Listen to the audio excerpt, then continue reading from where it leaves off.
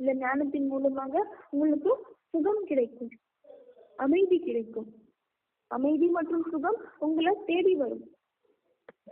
ஏன்னு பாத்தீங்கன்னா இந்த ஞானம் சாதாரண மனிதன் மூலமாக சொல்லப்படுற ஞானம் கிடையாது.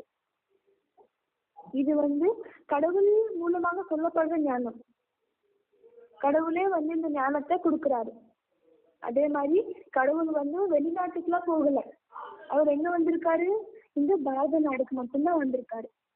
ஏன்னு பாத்தீங்கன்னா வெளிநாட்டுல இருக்கிறவங்க அவ்வளவு தூய்மையை கட்டுப்படு அதாவது ஃபாலோ பண்றாங்களா? இல்லன்னா இந்த பாரதத்துல இருக்கவங்க தூய்மையை ஃபாலோ பண்றாங்களா?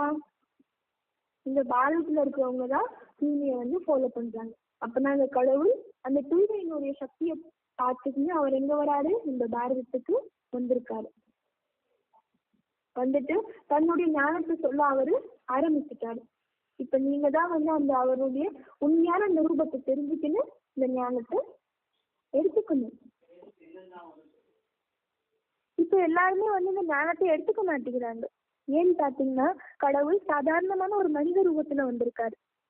அதுக்கு கிவன் என்ன ப்ரூஃப் கொடுத்துருக்காங்கன்னு பாத்தீங்கன்னா அவஜானந்தி மாமூடா மனுஷ தனிமாஸ்ரிதா, அதாவது நானும் ரொம்பவே சாதாரணமான மனித உடல்ல வந்திருக்கேன். அந்த மனித உடல்ல என்ன எல்லாராலையும் தெரிஞ்சுக்க முடியாது. அப்பனா யார் அந்த கடவுளை தெரிஞ்சுக்கிறாங்களோ அவங்க ரொம்பவே பாகியசாலியான ஆத்மாக்கள், ரொம்பவே லக்கி.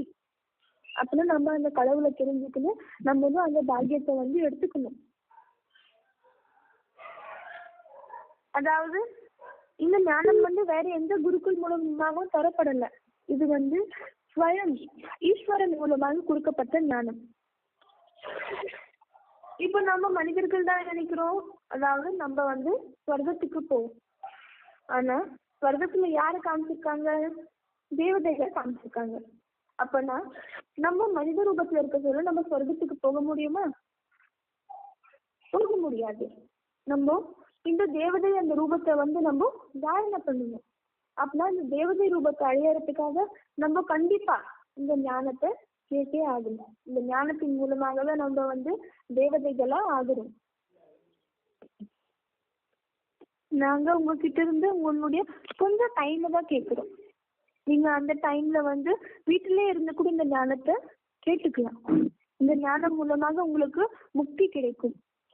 ஆனா மனிதர்கள் பாத்தீங்கன்னா இந்த ஞானத்தை கேட்கவே விரும்ப மாட்டேங்கிறாங்க. அவங்க எல்லாருமே இந்த ஞானத்தை வேஸ்ட்னு நினைக்கிறாங்க.